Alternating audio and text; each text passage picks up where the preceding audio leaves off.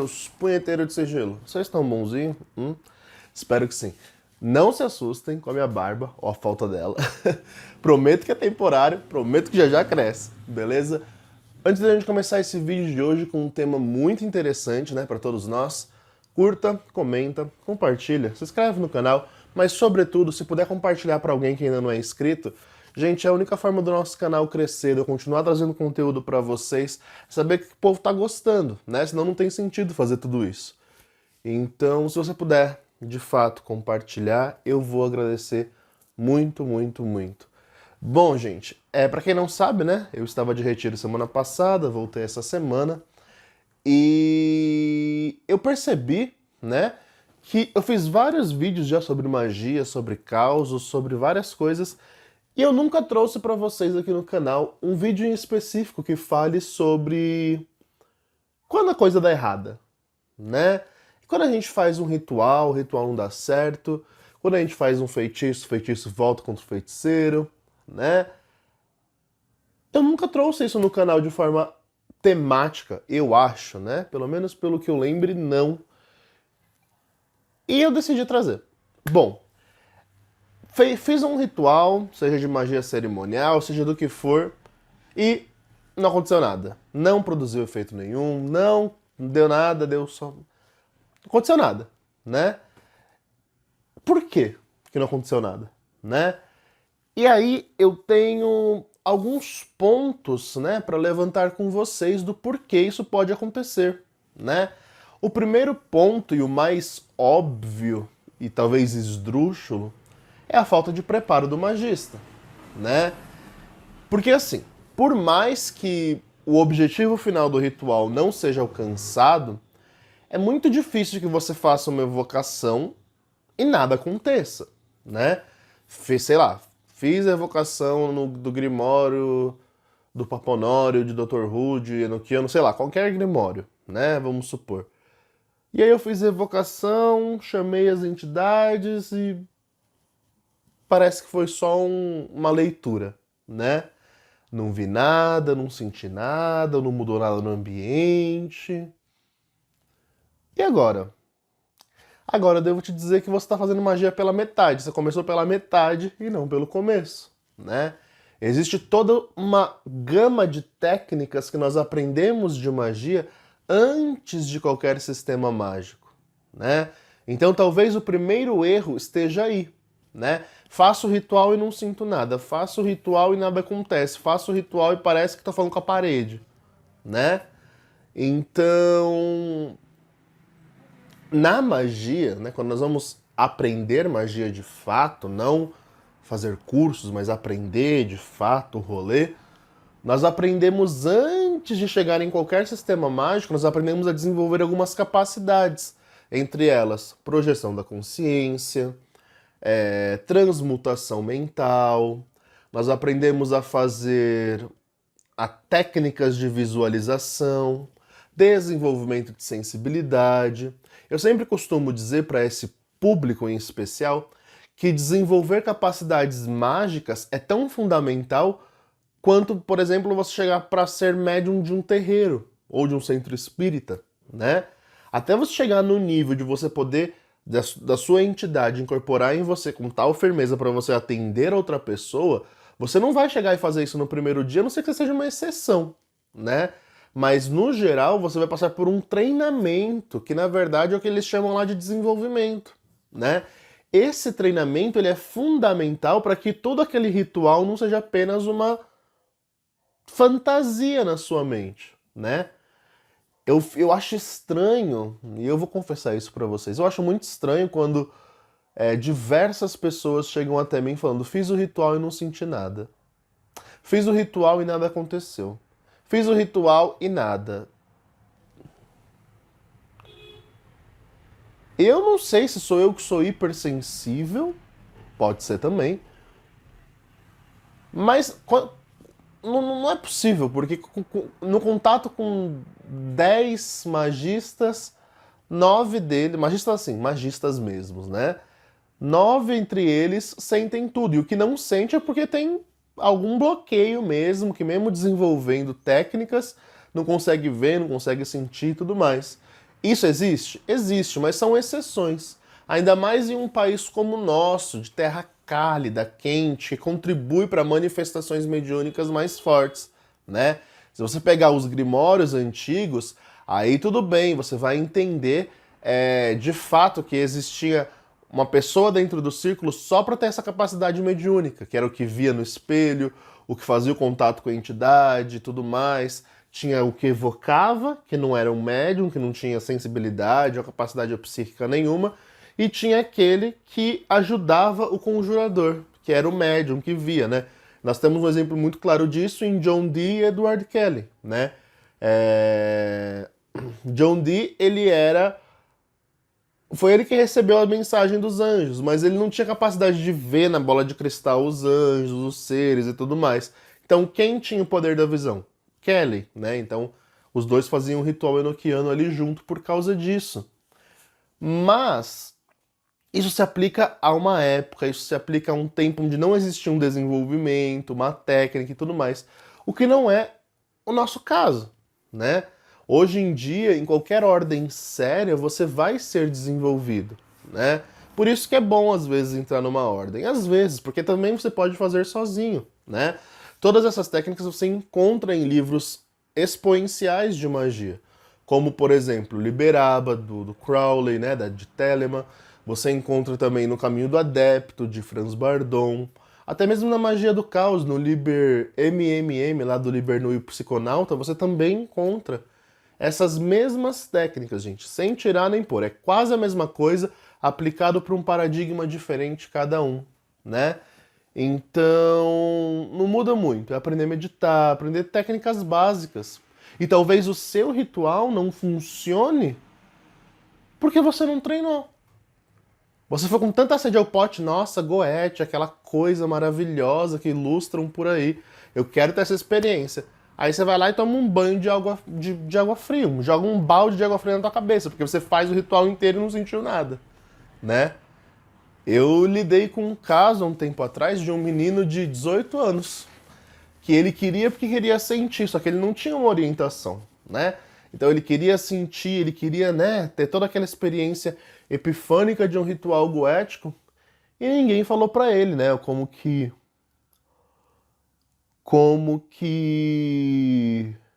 faz, né, para se desenvolver. E ele começou na Goethe.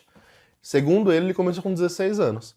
E aí ele fez evocação de Paimon, ele fez evocação de Astaroth, fez evocação de Valak, fez evocação de um monte de capeta. E não sentiu nada. E por ele não ter sentido nada, ele achou que não estava acontecendo nada. Só que aí que tá o engano. Não é porque você não sente que nada está acontecendo. E aconteceu. E aí ele chamou um monte de entidade, as entidades vieram tudo, ele falou com as entidades lá, as entidades fizeram algumas coisas, não fizeram outras, depois vieram cobrar o menino, e o menino quase morre. Né? Não vou entrar em detalhes, mas infelizmente foi bem trágico o que aconteceu. Mas enfim, esse é só um exemplo, né, de pessoa que, por uma falta de orientação, né, vai com muita sede ao pote, porque hoje em dia tá na moda, né, você estudar sistemas de magia. Tá na moda você estudar Goethe, você estudar magia angélica, os espíritos olímpicos, planetários, enoquiano, piriri. Só que ninguém te ensina o que vem antes disso. Aí complica. Então, um dos motivos de você não estar tendo uma experiência forte, né, ou resultados até mesmo finais do seu trabalho de magia, né, do seu intento, pode com certeza ser uma falta de desenvolvimento, né?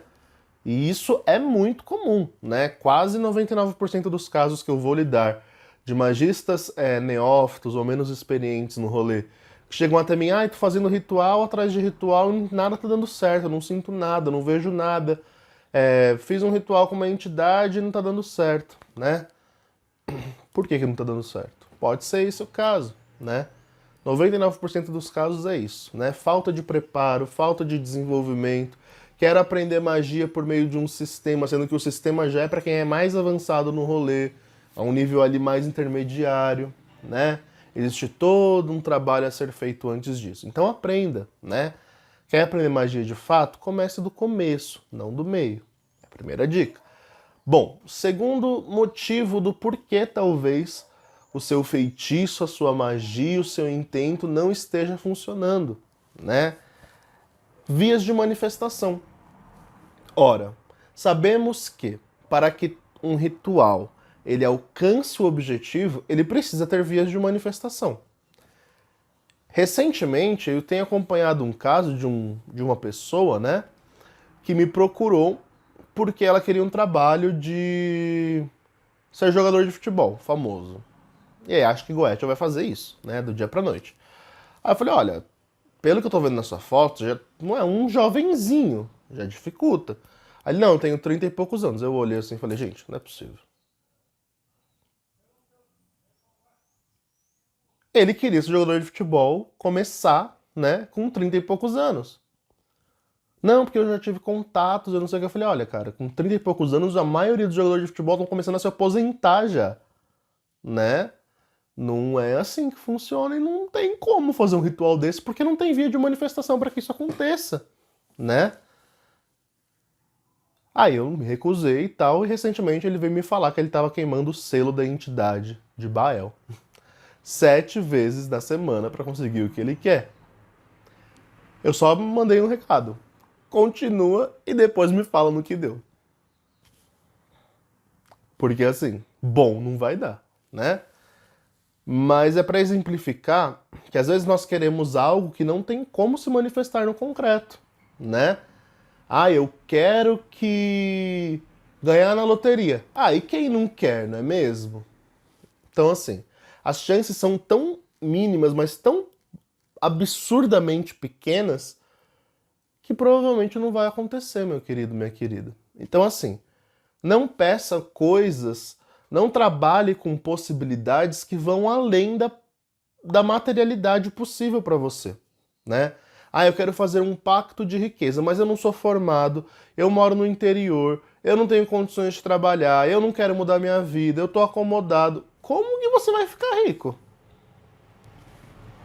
Entende? Então, eu sei que esse vídeo vai ser um banho de água fria para muita gente, porque todo mundo tem uma visão muito ilusória das coisas. E a magia, gente, ela toca o nosso concreto. Ela é para mudar a nossa realidade. E não o nosso mundo da Xuxa aqui, da imaginação. Ela tem que mudar a nossa realidade. E se não muda, é porque eu tô vivendo no mundo da Xuxa. E aí eu tenho que dizer, acorda, Alice. É o que eu falo pros neófitos que vêm até mim assim.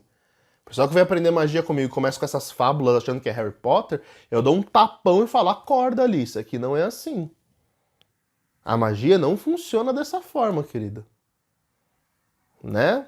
Então, é muito importante ter isso claro. Vias de manifestação, né? Então, né, já dei 2 motivos. O primeiro, falta de preparo. O segundo, vias de manifestações impossíveis ou incoerentes com a minha vida, com a minha realidade, né? E tem um terceiro motivo que eu costumo falar, que é a energia do outro. Por quê? Muitos intentos, eles chegam até mim, as pessoas querendo sempre afetar um outro, né? De forma direta, não indireta, né? Porque de forma indireta a magia sempre vai afetar alguém. Mas de forma direta, as pessoas chegam, por exemplo, ah, eu quero meu amor de volta. Ah, eu quero que tal pessoa se apaixone por mim. Ah, eu quero que o meu chefe seja mais favorável a mim. Aí eu falo, olha, vamos jogar. Olha, vamos tentar, né? Aí vamos tentar. Só que a pessoa quer um trabalho direto. Por quê? Porque trabalho de magia custa caro, então ela não quer gastar dinheiro. Óbvio, né? Quem quer nesse país de biruliro? E às vezes o tarô vai dizer, olha, precisa fazer uma limpeza, precisa fazer uma quebra de defesa dessa pessoa, precisa fazer isso, precisa fazer aquilo, precisa fazer aquilo outro. Mas a pessoa não tem condições de fazer tudo. Ela fala, não, vamos fazer só o que tem que fazer. Por exemplo, influenciar uma pessoa. Aí vamos lá fazer um trabalho para influenciar aquela pessoa de forma direta, para ela ser mentalmente suscetível ao que o outro deseja dela. A gente faz o trabalho direto e não tem efeito nenhum. Por quê? Porque mentalmente aquela pessoa está muito forte, porque espiritualmente talvez aquela pessoa tenha uma defesa, ou alguém que intercede por ela, ou alguma entidade próxima. E tem várias gamas energéticas, várias camadas energéticas que vai desde a energia interior, emocional da pessoa, até áureas externas dela, que nós temos camadas de energia que precisam ser afetadas. E às vezes um ritual não é suficiente. Ai, mas os daimons são entidades milenares. Tá, mas não importa, né? Não importa se o daimon é uma entidade milenar ou não, ele tem um limite de ação, né? E o limite da ação dele é a proteção do outro. Então saiba que não é simples fazer um ritual, por exemplo, uma pessoa se estraçalhar e morrer. Porque tem muita gente doida que gosta de fazer umas coisas assim, né? Ah, eu quero fazer um trabalho de destruição. Aí vou lá e faço o quê? Um trabalho de destruição direta, né? E aí a pessoa não acontece nada com a pessoa. Por que não aconteceu nada? Porque o seu trabalho deu errado? Sim, mas não por trabalho dar errado em si, mas por falta de uma estratégia maior. Uma consulta oracular, por falta de ver ao redor daquela pessoa se ela é uma pessoa espiritualizada, se tem pessoas espiritualizadas perto dela, né? Se essa pessoa é envolvida com algum rolê místico, mágico, né? Então, assim, não é algo muito simples, como as pessoas pensam, influenciar o outro de forma direta, né? O povo acha que é uma coisa muito fácil, e não é. E é por isso que muitos rituais não dão certo. Porque para você influenciar o outro, a energia dele precisa estar baixa, numa vibração baixa, para você conseguir chegar lá e pum. Não é simples. Acontece? Acontece. Mas não é simples. Então, esse é um dos terceiros motivos aí pelos quais a sua magia pode não estar tendo efeito, né? A incapacidade de fazer estratégias de ritual, né? E, gente, percebam que até agora eu quase não dei motivo espiritual tirando nessa terceira etapa, né? A maioria dos erros estão em nós. Nós que não fazemos uma boa estratégia de ritual, nós que não estamos preparados para a magia, queremos começar da metade em vez de começar do começo, nós que, sabe? E aí fica difícil que seu ritual tenha um efeito, né, desejado, se você não é bem treinado, se você não planeja bem, se você não faz por onde, né? Então tem toda essa questão. E eu aponto ainda um quarto e último tópico, que é o que eu chamo de choque de retorno, né?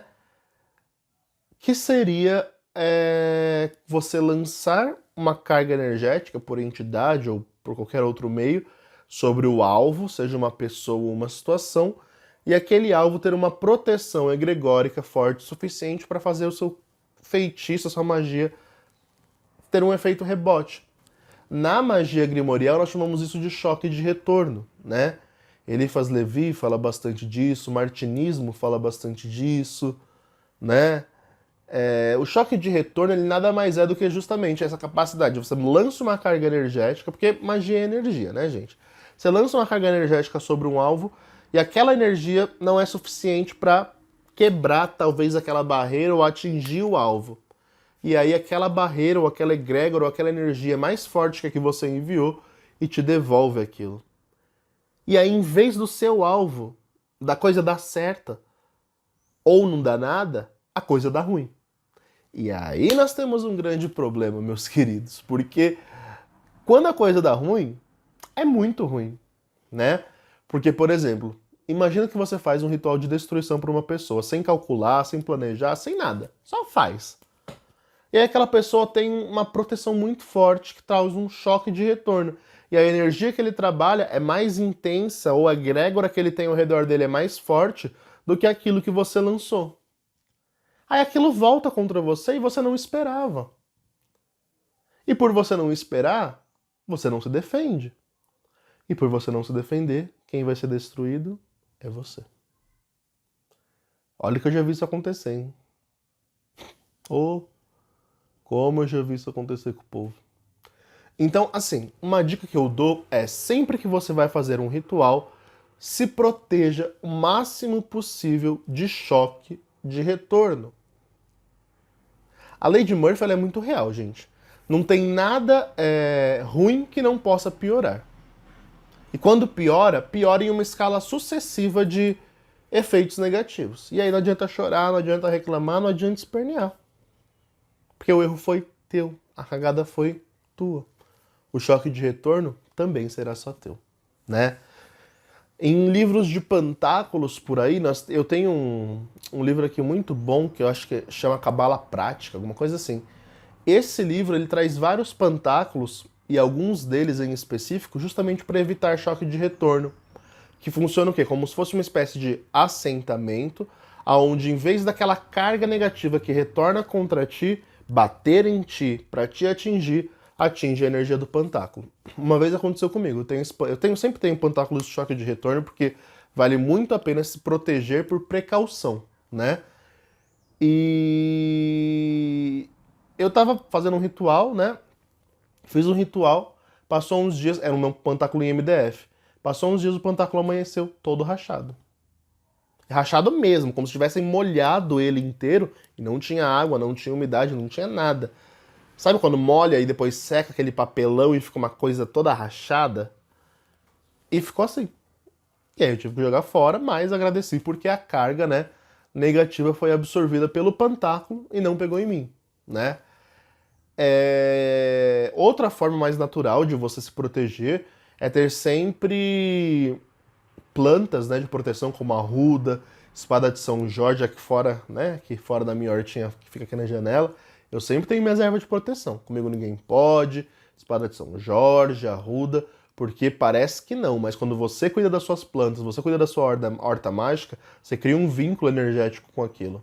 E esse vínculo acaba te protegendo. Então, em vez de pegar em ti, pega nas plantas. Mas eu não recomendo, né? Porque as bichinhas são vivas e dá mal dó se elas morrem.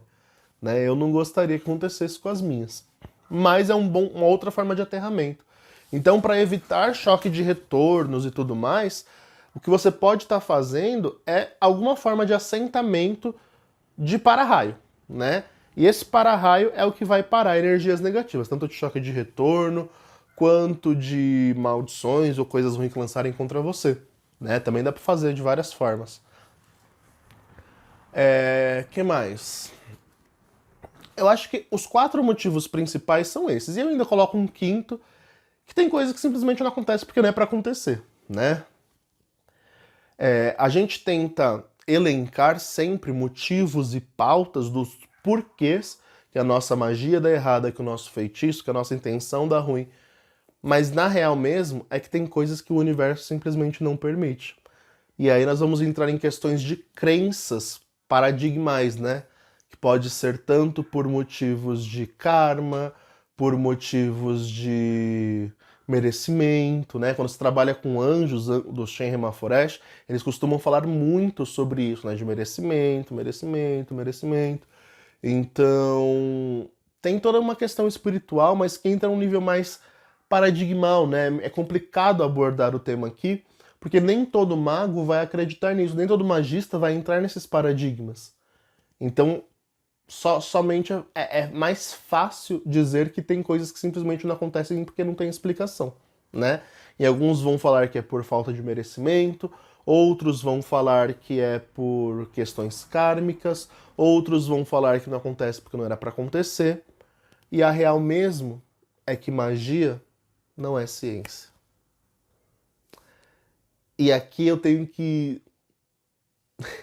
É complicado, né? Porque parece que a gente está indo contra toda uma tradição do século XIX em diante da magia que tentava provar a magia como uma ciência oculta, né? Mas a real é que magia não é ciência. E é o que eu sempre falo pro povo. Se eu te garantir resultado, eu me coloco no lugar de um cientista, quando o pessoal vem me procurar para fazer magia. E eu falo, eu não sou um cientista, né? Eu sou apenas um rezador, um curandeiro, sei lá, como você queira chamar. Eu faço o que faço pela fé que eu tenho no que eu faço, né? Mas se isso vai te trazer um resultado ou não, eu não posso garantir. Sempre vai ser um contrato de risco, né? E aí nós temos então que parar para entender que a magia em si, minha gente, ela foge do espectro científico. Por mais que tenha métodos que produzam resultados, esses resultados são variáveis a um tal ponto que nós não podemos prová-los. E porque não podemos prová-los e nem pretendemos isso, né? Não é a intenção da magia, nunca vai ser ciência, né? Mas é isso. Então, tem um motivo final, que ninguém sabe explicar o porquê, mas que às vezes, mesmo você planejando o ritual certinho, fazendo todas as etapas certinhas, né? Todas as etapas anteriores que eu falei de forma correta, mesmo assim, não acontece nada. E é aquele momento que você se pergunta, onde foi que eu errei? E aí você pode falar com o anjo, com o capeta, com o que for, eles só vão te trazer respostas paradigmais. Porque a nossa mente não consegue ainda abarcar algo que vai além, né? Então é isso, minha gente. Eu gostaria de trazer esse tema porque eu percebi que se eu abordei, talvez tenha abordado em algum outro vídeo, mas não fiz um vídeo específico para abordar somente isso, né? E já era mais do que hora. Então, se a sua magia, o seu intento está dando errado, talvez os motivos estejam em algum desses que eu elenquei para você. Elenquei 4 e um quinto e último que é o mistério, né? Espero que você tenha gostado. Tô de volta, gente. Tô com a agenda aberta aí. Se você estiver precisando de leitura de tarô, trabalho de magia e tudo mais, pode chamar que a gente faz acontecer. No demais, eu peço que minha mãe Oxum, né, abençoe todo mundo. Hoje eu estou gravando dia 12 de outubro, né? Esse vídeo vai no ar amanhã, dia 13. Eu espero que Mamãe Oxum, Nossa Senhora Aparecida, padroeira do Brasil, possa abençoar todo mundo e trazer mais amor no coração do povo e que geral possa se importar mais com o amor próprio e com o amor que o cerca, em vez de ficar julgando a forma dos outros amarem. Tá bom? Sejam livres, amem, abominem o biruliro e não se esqueçam que o caminho se faz caminhando, beleza? É nóis. Falou!